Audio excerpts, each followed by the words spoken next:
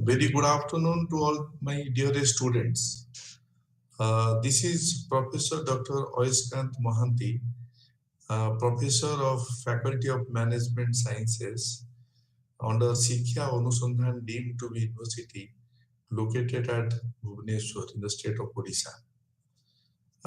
Today, I have the pleasure in taking your session on the aspect of the development and functions of trade union. My dear students, whatever discussion I'm going to make in today's session, after completion of the session, one should be able to understand the historical development of trade unions, how trade union was developed over a period of time. And apart from that, one will be able to explain what is the present scenario of the trade unions. In addition to that, also, one will be able to enlist the functions of trade union. So, if we look at the trade union, I will start with the process of modern industrialization. In fact, the process of modern industrialization has shown the path of emergence of trade unions. And gradually, what we have observed, the trade unions have become an integral force, rather a kind of powerful force in the contemporary system of production, in the contemporary system of distribution, either it is of goods or services. It all depends upon the nature of business in which that particular organization is engaged in. Either the organization will be manufacturing goods or the organization will be rendering services. So, as a result of which, universally, their role, that is the trade union role, has been widely debated. So, when I look at India, India being the third world developing nation, the role, apart from the role, the policies of the trade unions have special significance since their inception.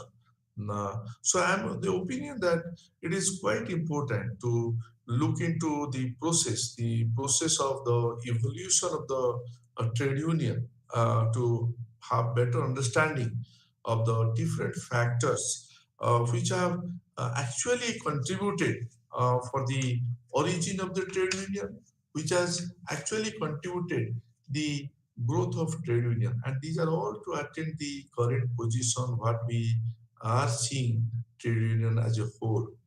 So somewhat the trade unions, what they do, they indicate the community of outlook. So keeping in view the sense of common status and the need of mutual help, it is always best understood as an organization rather than many forms of organization. Because I'm of the opinion that basically when we look at the trade unions, they aim at developing a spirit of class consciousness apart from showing solidarity for either it is for self-respect or it is for your rights, exercising rights, or it is for your duties. So it all creates an organization by itself to mainly safeguard their common interest, to go for their self protection and thereby strengthening their social position and thereby strengthening their economic position. So it is the trade union which serve as the base for the trade union movement. If we look at the trade union movement, so hence, if we eliminate trade union, without the trade union, the a trade union doesn't exist. Without the trade unions, a trade union doesn't exist. So from that point of view, the trade unions, when we look at, they also serve as the principal institutions where the workers working for the organization, they learn from the lessons of solidarity, they learn from the lessons of self-reliance. So we often come across two terms. One is a labor movement, and we also come across another term that is your trade union movement. Sometimes, like we use data and information interchangeably. So similarly, also we use these two words interchangeably. So if I say your labor movement, that is for the worker, while when I say trade union movement, that is by the worker. One is labor movement is for the worker, whereas when I say trade union movement, that is by the worker. So whatever efforts being made, so every effort we have seen by the social reformers, those who try to bring about reforms in the society, every effort made by the labor leaders, that is for the protection of the workers. That is for the welfare of the workers. And in fact, that is part of your labor movement. But when I say your trade union movement, that is an effort by the worker, uh, that is with the formation of the trade unions or their associations. And in this respect, if I look at the origin of the labor movement, obviously that can be traced back to 1875, when a number of measures were taken to improve the conditions of workers. And this was the initiative was taken by the government, the initiative was taken by the social reformers, and the initiative was taken by the enlightened employers. But having said that, however, trade union movement can be said to have started now way back in 1918, when we saw that the workers started to form their own association. The information was made to strengthen their existing conditions, how to improve the conditions of the workers working for the organization. So, in many developed nations, the trade union movement, in fact, resulted with the process of industrialization. Similarly, in India, being the developing nation, the development of the trade union movement can be very well linked with the your emergence of the large scale industries, and can be linked to the expansion which has taken place in case of large scale industries.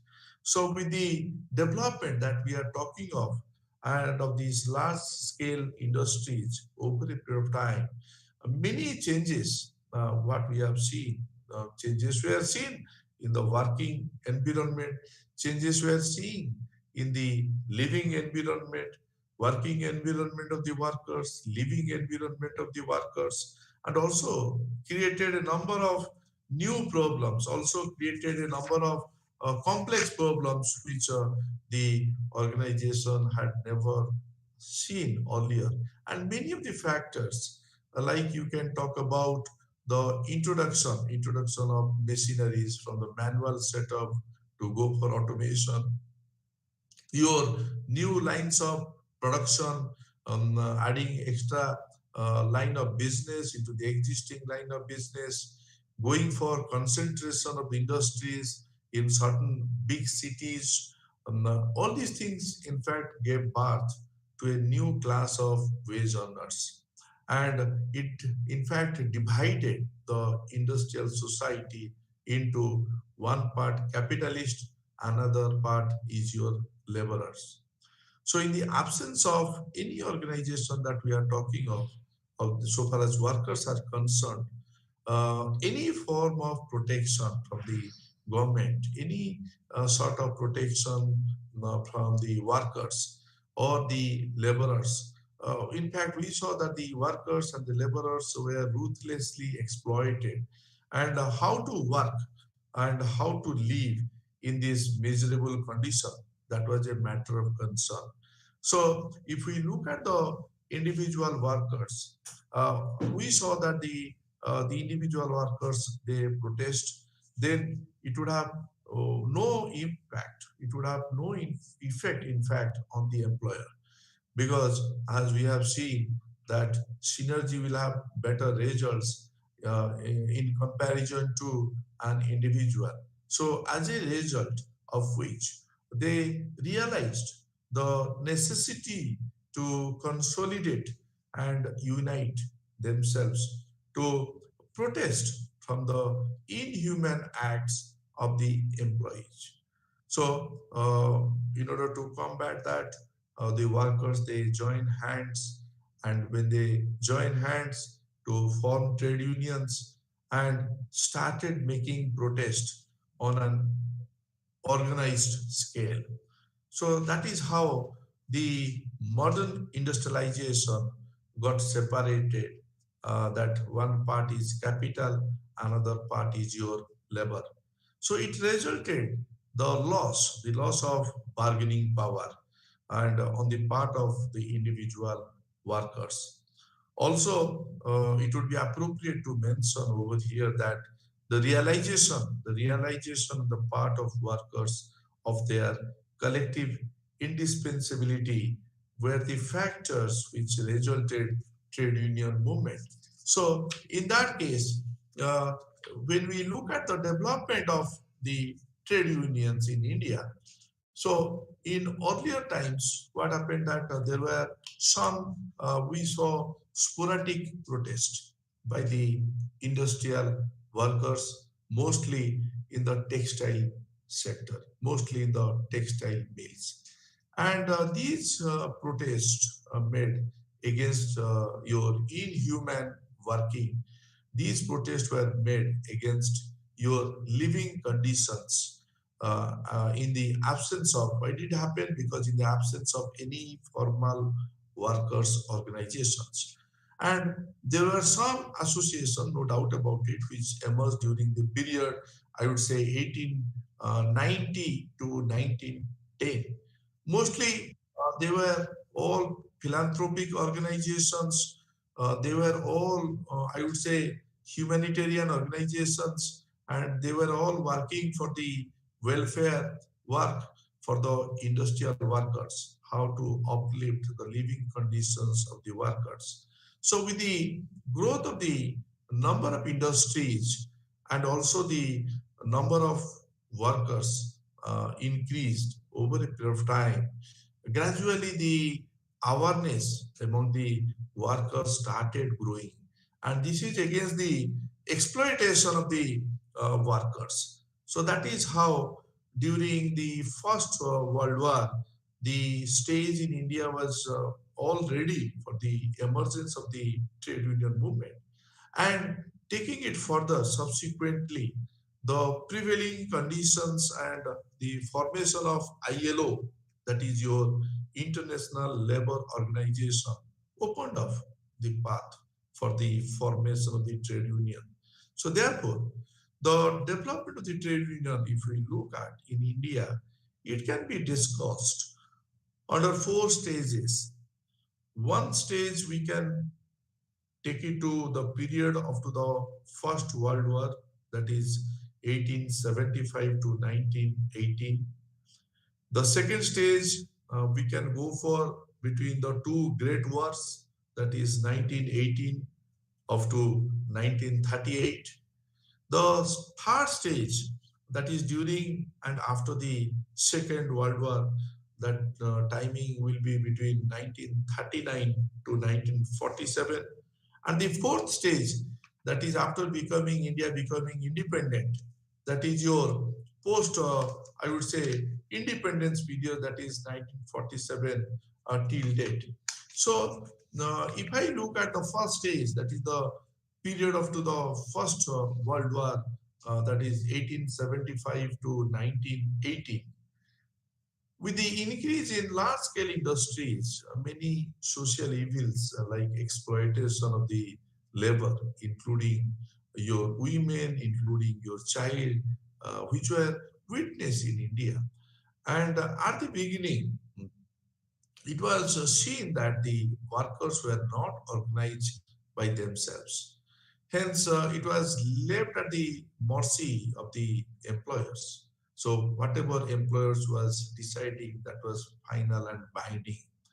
So the first concerted effort, uh, the first noticeable effort was taken in 1875 under the leadership of Sorabji Saparji, who along with some social workers at that time started an agitation to draw the attention of the government, and that is particularly to the deplorable conditions of women and the child labor in India industries.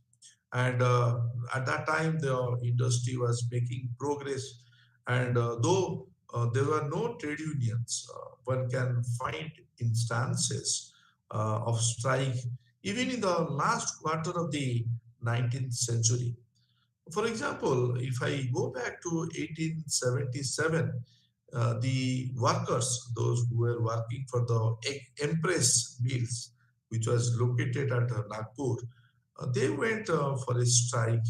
And do you know, students, the strike was over wage rates. So whatever wages they were getting, that was much, much less than the wage which was supposed to be paid to them. So they were thinking that we are being exploited.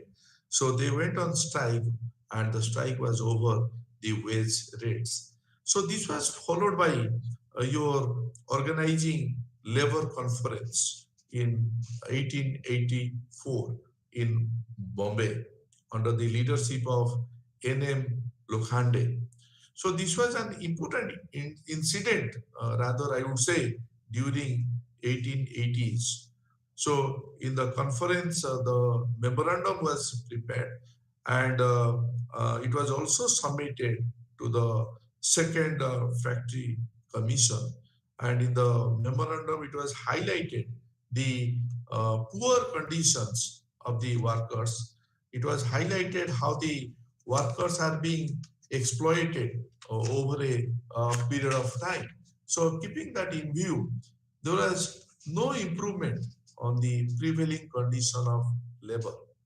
So keeping that in view, the non-impact of strike, despite going on strike, making resolutions, developing awareness, but impact was not to that extent. So keeping in view the non-impact of strike and keeping in view the organization of organizing the labor conference, there was a mass meeting which was organized in Bombay in 1890 in the month of April, and which was attended uh, approximately by 10,000 workers at that time, 1890, I'm talking of. So, in the same meeting, mass meeting, the resolution was also passed in the meeting, and on certain demands. Do you know, students, what was the demand which was passed in that resolution?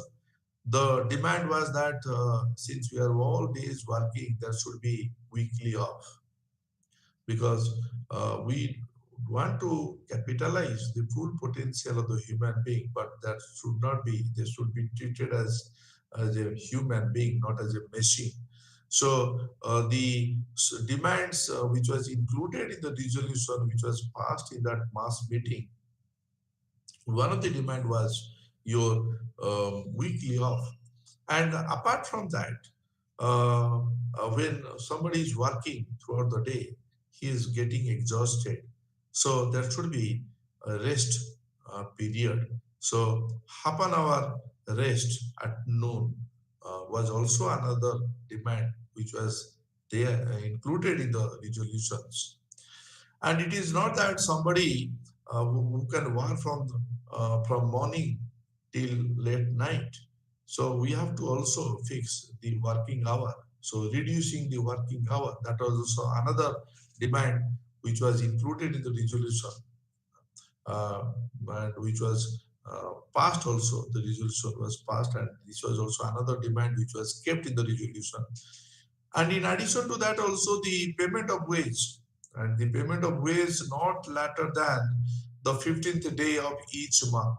It is not that sometimes on 28th, sometime 29th, sometime 16th, sometime 10. No. So the payment of wage not later than the 15th day of each month.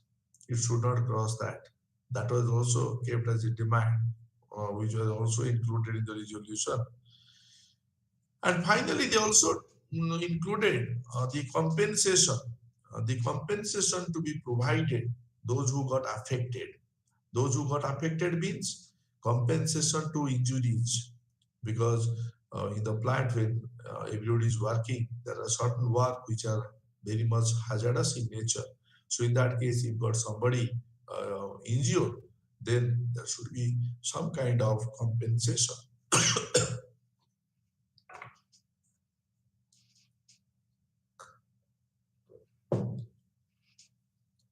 There should be some kind of compensation to be provided to the workers who got affected during his work, while he is on the job. So these were the some of the demands which were all kept in the resolutions, and this resolution was also passed in the meeting. And later on, the the owners of the textile mills, they agreed a weekly holiday to the workers. You see, which they were not doing earlier. Now, since these things happened, that led to a decision which was taken by the sorry, owner of the textile mills. They got agreed. They agreed to grant weekly holiday to the workers. So, in view of this was a kind of success for the workers. So, in view of this success, now Bombay mills, they also joined hands. So far as other demands to be kept, and this in view of the success, Bombay mills hands association was formed in 1890 by N.M. Lokhande, and this can be considered to be the I would say starting point of the Indian labor movement, because Mr. N.M. Lokhande started a newspaper in the name of Dinabandhu. And the paper, which was named as Dinabandhu, whose purpose was to place all legitimate grievances, maybe the grievances of the workers before the authorities, appropriate authorities who can take a call on that, who can take a decision on that. And apart from that, also to educate the workers, to develop the awareness, to educate the workers about their rights, about their privileges, because most of the workers, they were not knowing what are their rights, what were their privileges. So during the period 1882 till 1890, there were two provinces, namely your Bombay and your Madras. They had witnessed roughly 24 strikes. So following the formation of the Bombay Mills Hands Association, a number of unions were also formed in different parts of the country. And if we look at those unions, like your the Amalgamated Society of Railway Servants um, and Burma, that was basically for the European and the Anglo Indian Railway employees, like your Printers Union of Calcutta, 1905, they like your Bombay Postal Union at Calcutta, Bombay Postal Union at Madras, that is 1907. And in addition to that, your Kamgar Hitbardhak Sabha, 1909, and the Social Service League, 1910. So all these were I would say, the different unions which were formed in different parts of the country. So, however, these organizations could not pay any visible impact on the um, trade union movement. So, as it happened, so it would be appropriate to mention that the leaders, those who were steering such organizations, were primarily either they were having background of social reformers, or they were having the background of person who is law-abiding persons, and they all belong to your modern school of politics.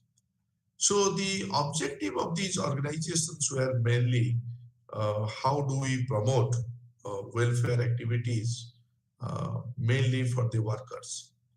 So therefore, they were trade unions in a true sense, I would say.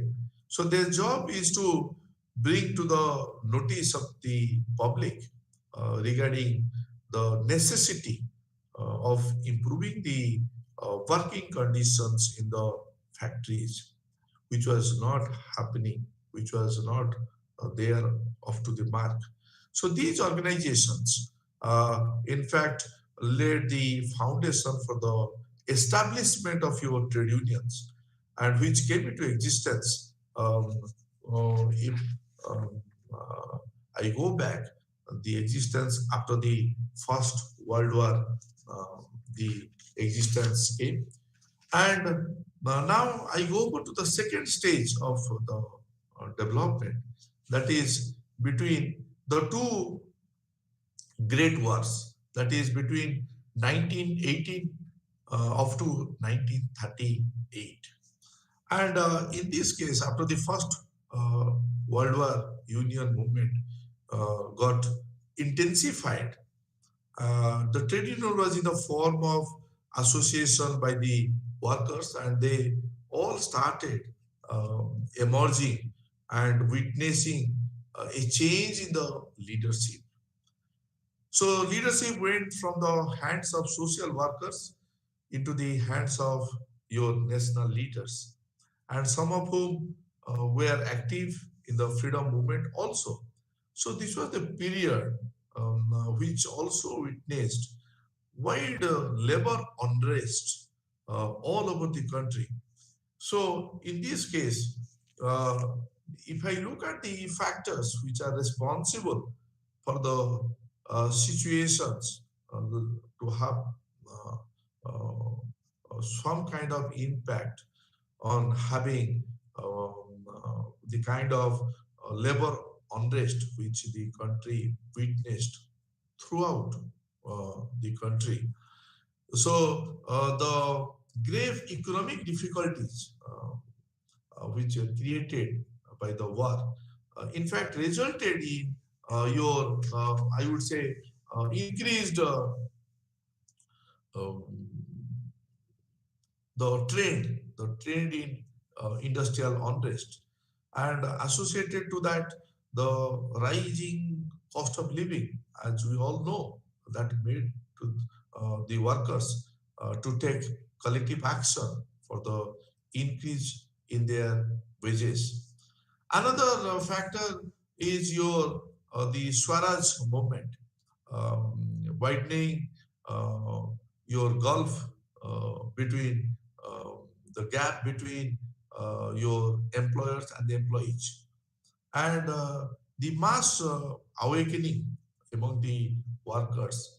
So, making a demand for racial equality with their British employers further also intensified the movement. And apart from that, also there was emergence of a revolutionary wave.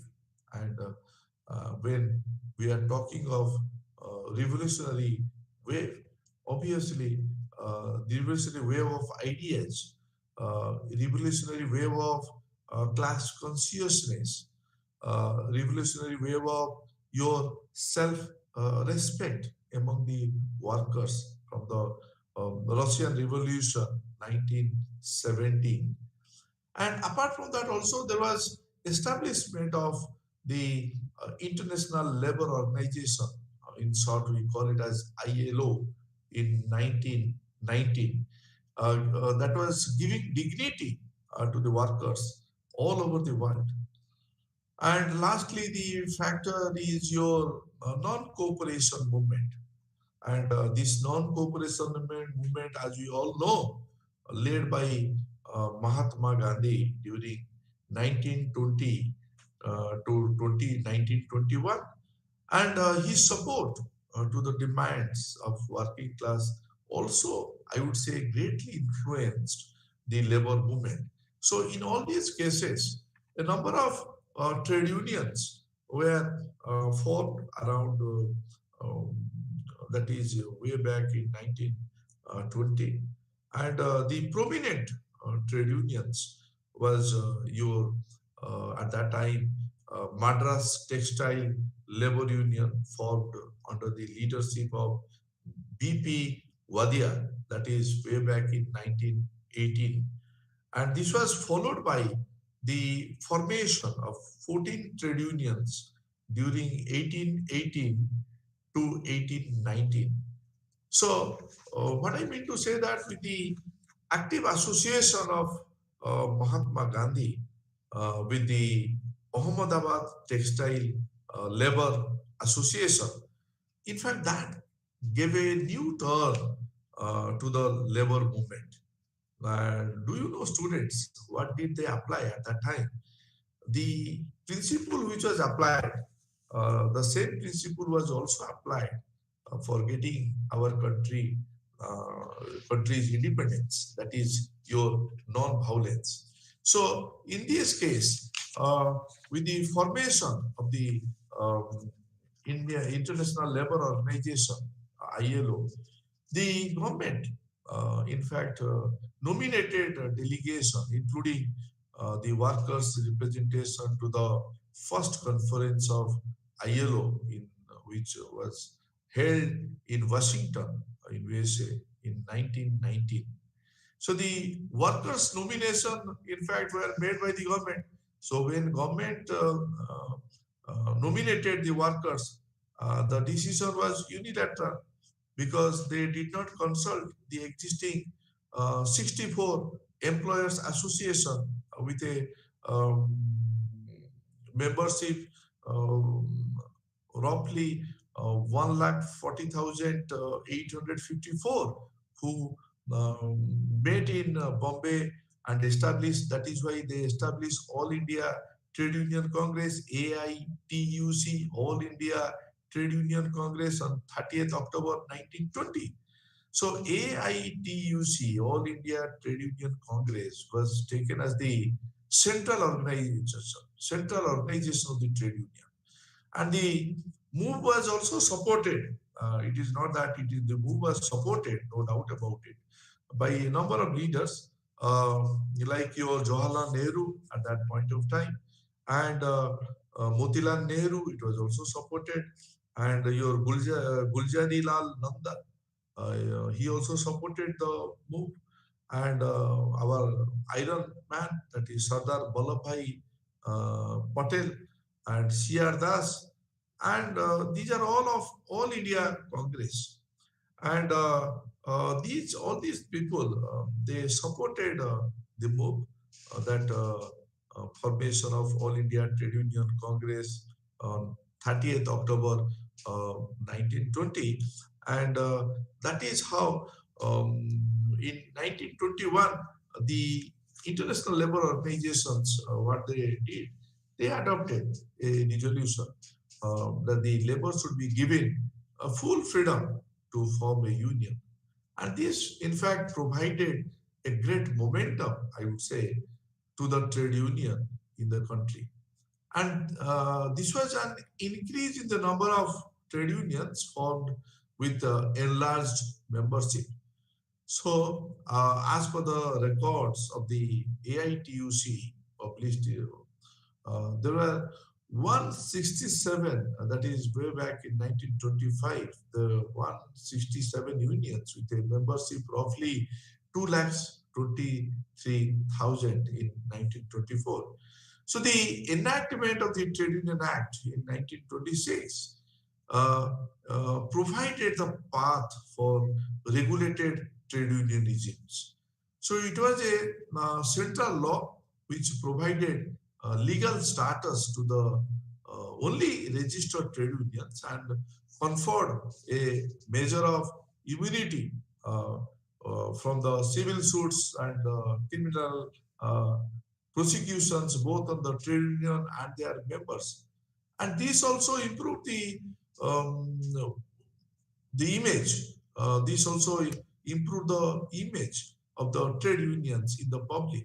So the act proved to be a boon to the trade unionism, if I right, in India, as a number of trade unions came into uh, being following the enactment of the Trade Union Act in 1926. So till 1929, AITUC was only the central trade union function in India. So the final decision was taken in 1933 when a new body, I would say, was formed, and that was in the name of National Federation of Labour. And AITUF and the railway unions, they got amalgamated with the NFL, that is your National Federation of Labour. And all these things, they were all recognized as the central organizations.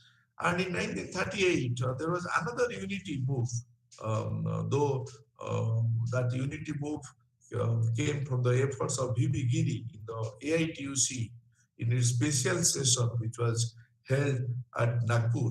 So Nagpur being the venue where the first split of AITUC took place, got itself uh, sanctified in 1940 by bringing back the unity in the trade union movement.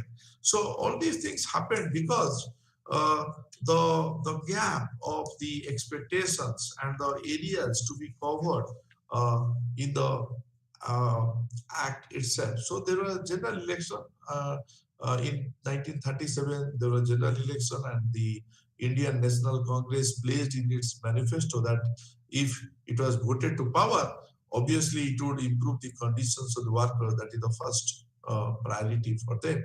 So it promised to improve their living standards. It promised to improve their working conditions.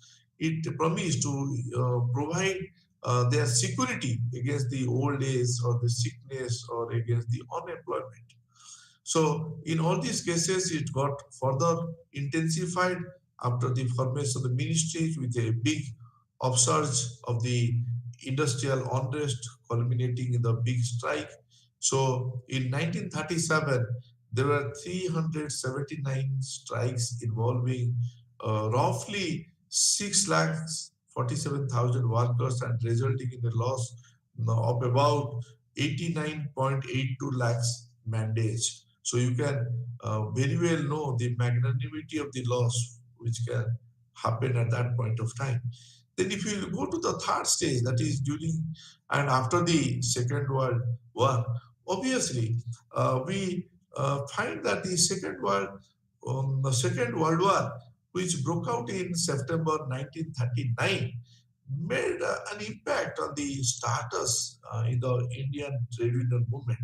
So the leaders, those who were there in the AITUC, belonging to various factions, again got divided on the question whether your AITUC should support the government or what. So the nationalists and we have the communist, mostly they remain neutral and their approach altogether towards the war. But the radical Democrats under the um, leadership of M.N. Roy, uh, they were in full support of the war. So because of these conflicting views on this issue, another rift took place in way back in 1941, and the radicals left the AITUC and formed a new central federation known as Indian Federation of Labour (IFL).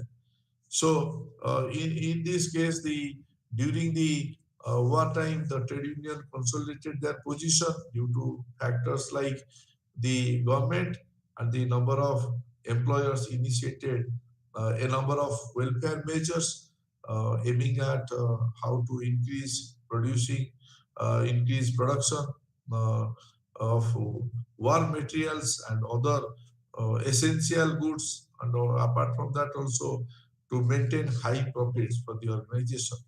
So the trade unions considered their position due to there was a change in the attitude of the government, as well as there was a change in the attitude of the employers towards the trade union, um, uh, to gain the support of workers in production. Similarly, the defense of India rule 81A was promulgated, prohibiting any kind of strike, any kind of lockout, and uh, providing that all the disputes would be referred to adjudication, and their rewards would be enforced.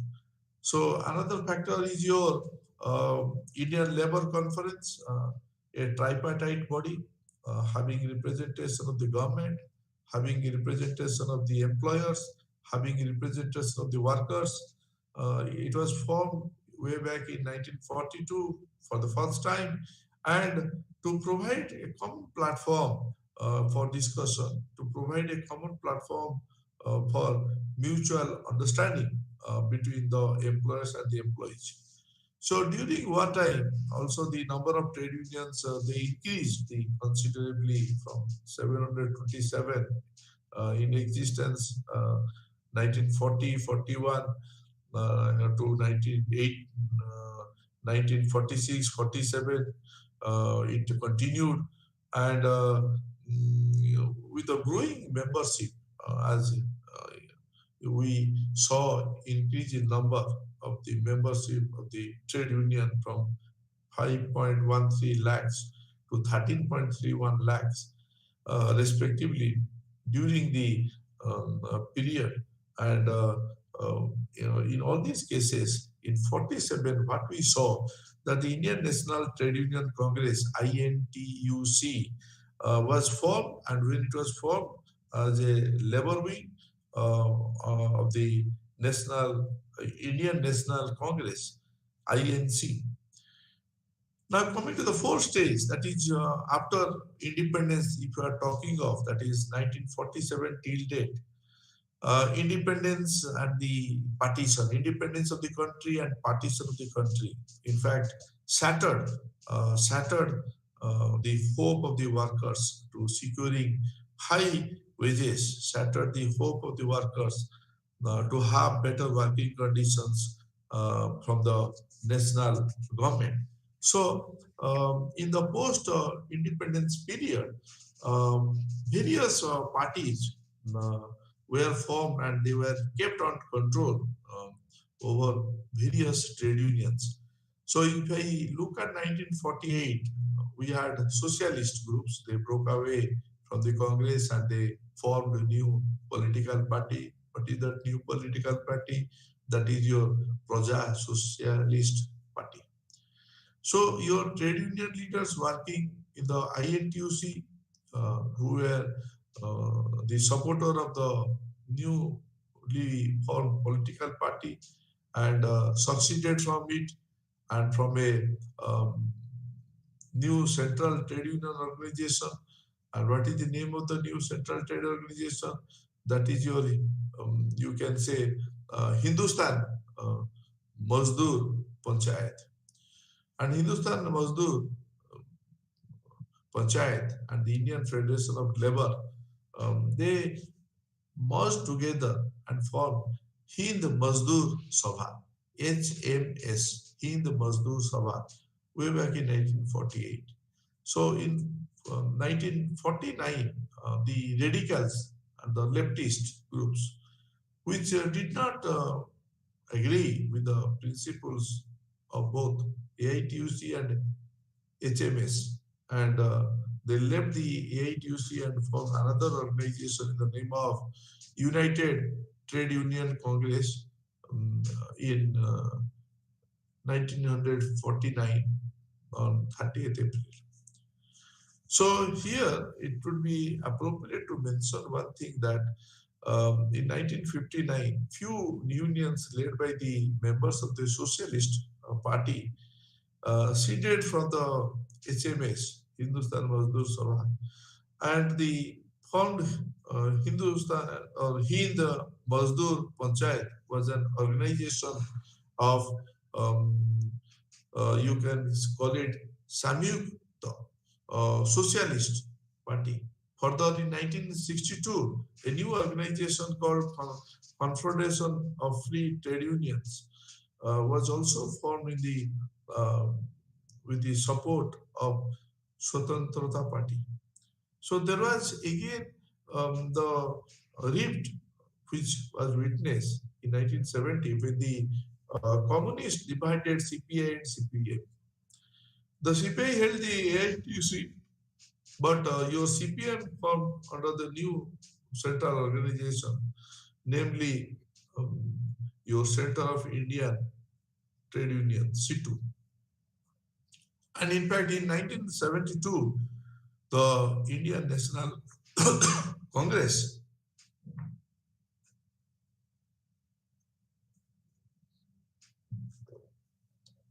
Indian National Congress split into two groups, resulting in the division of INTUC into two groups.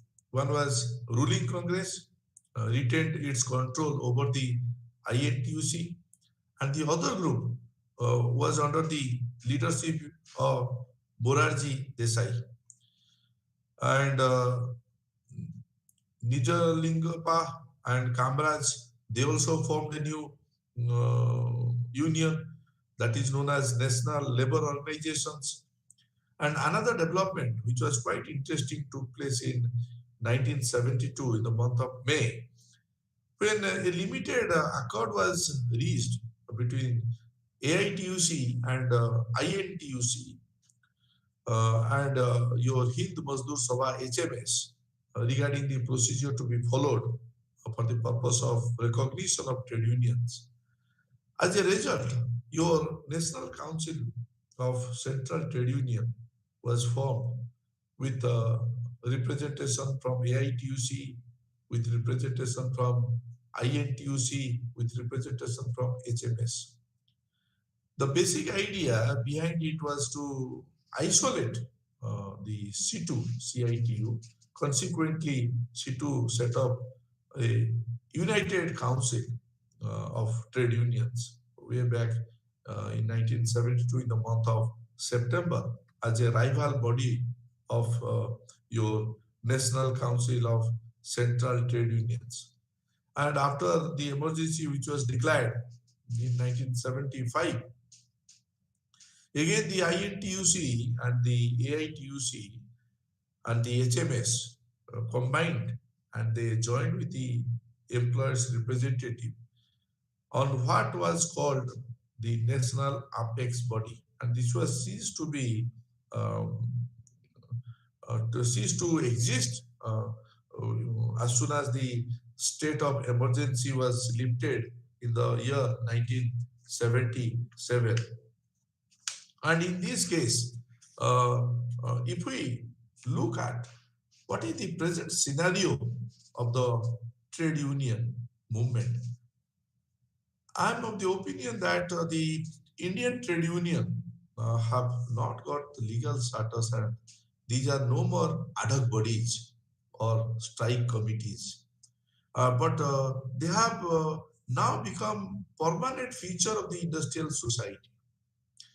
And if we look at today's scenario, they have succeeded in organizing Central Union Federation, which is helping in the determination of the principle, which is helping in the determination of the philosophy, which is helping in the determination of the ideology, which is helping in the determination of the purposes of the union, and give some sense of direction, which is more important to the otherwise scattered and isolated unions. And the unions now have gained, I would say, remarkable status in the labor movement. Now the government also, when we look at the government and the employers, they also consult. Uh, they also consult with them on all matters concerning labor. So the trade union and uh,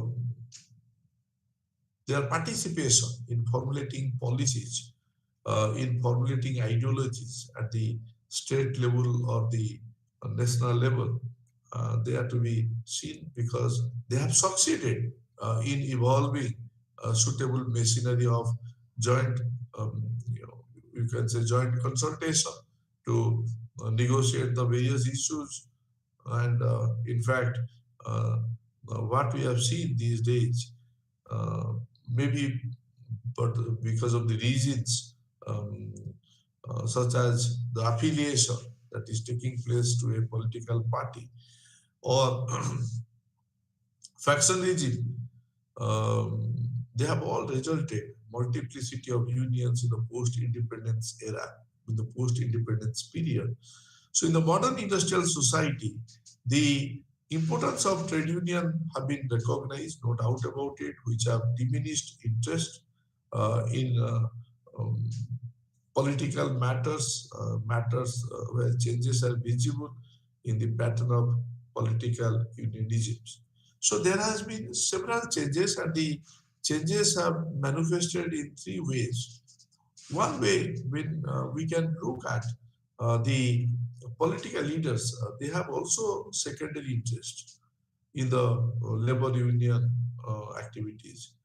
Now, more emphasis has been paid to the labor and the industry by giving more attention, more improvement of union. Maybe this is regarding your finance, this is regarding your training in official administration. So, another changes which has been manifested, that is your national federation. National federation, I would say, have shown keen interest in the long-term activities, even maintaining their rival character also.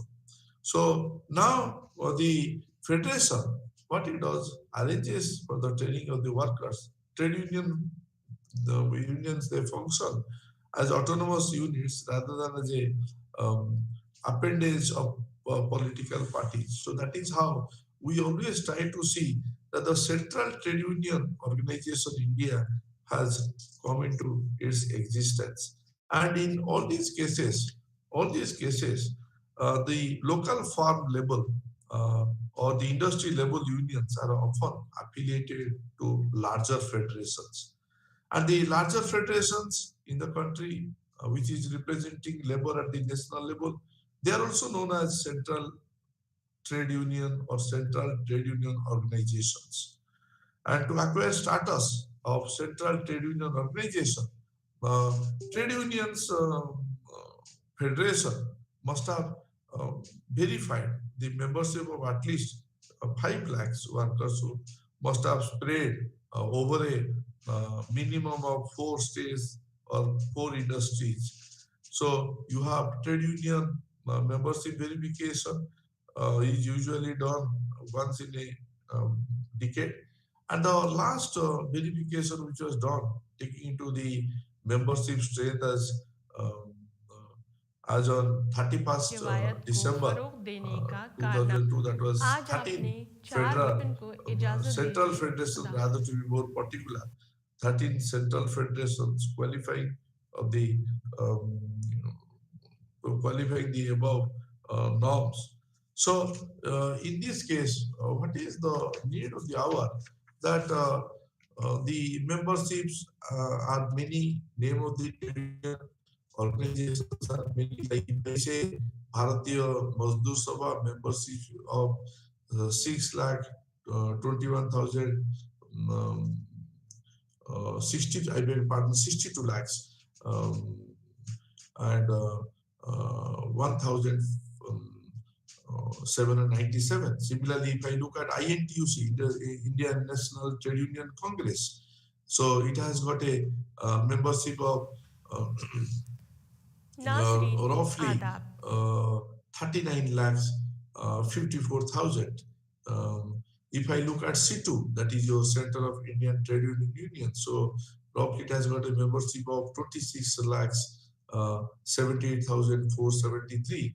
Similarly, AITUC, All India Trade Union Congress, membership of roughly 34,000, um, uh, 34 lakhs, I beg your pardon, 34 lakhs 42,239. So, so there are other trade unions functioning at the national level. There are other trade unions functioning at the state level, like Akhil Bharatiya um, Kamgar Sena, like All India Bank Employees Association, like your All India Insurance Workers Unions. What they do, they have different functions. Uh, and if I look at the functions of the trade union, you have a basic function, the functions.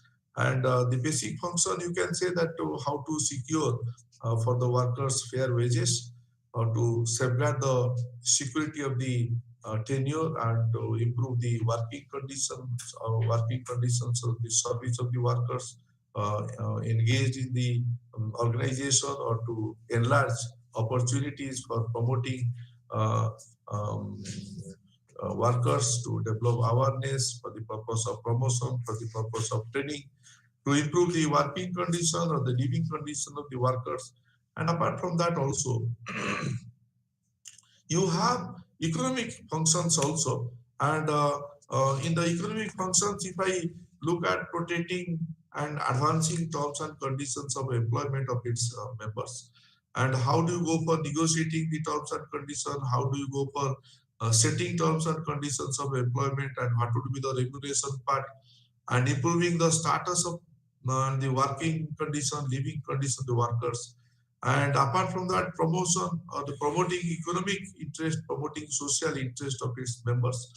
And you have also social functions, because the social functions which are being carried out by the trade unions, they are your initiating workers' education schemes, developing workers' education schemes, and organizing welfare activities.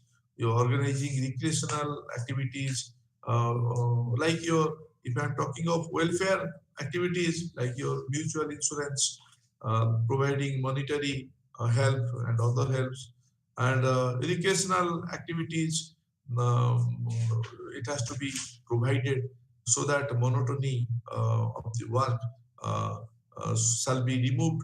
In the social functions, which are carried out by the trade union in organization, you have to, they are running cooperatives, providing housing facilities and helping in participation in community development, or helping in participation in the community protection activities, and engaging the employees, or the cultural aspect, that means engaging in cultural activities. So apart from that also, you have trade unions, they have got political functions, carrying on political education of the workers, and obtaining political power, and influencing through developing political parties of their own, and extending help to the candidates of other political parties, and lobby activities, also carrying on lobbying activities for influencing the course of labor legislation and other legislation to be brought about, and participating in the workers on advisory institution bodies, representation from the trade union side on the advisory institution, advisory bodies, developing and protesting against the um, uh, military urge, revolutionary urge among the workers, and protesting against the government decisions. And apart from that, also, I would say today in 2023, the trade unions, they also carry out international functions, like you're participating in the organization and activities of International Labour Organization (ILO), and associating with the International Federation of Trade Unions, such as World Federation of Trade Unions, your International Federation of Free Trade Unions, and sending monetary and other helps to the workers of other countries. And these are all during period of need. So you will notice that when we are talking of the advancement of the trade unionisms, so don't you feel that they are carrying out so many functions from the point of view of keeping the interest of the workers in the organization? So, my dear student friends, we come to an end of today's session. Again, we shall continue. We'll take our discussion to further ahead tomorrow at 1:30. Again, we shall meet. Thank you very much. Have a nice time. Good day.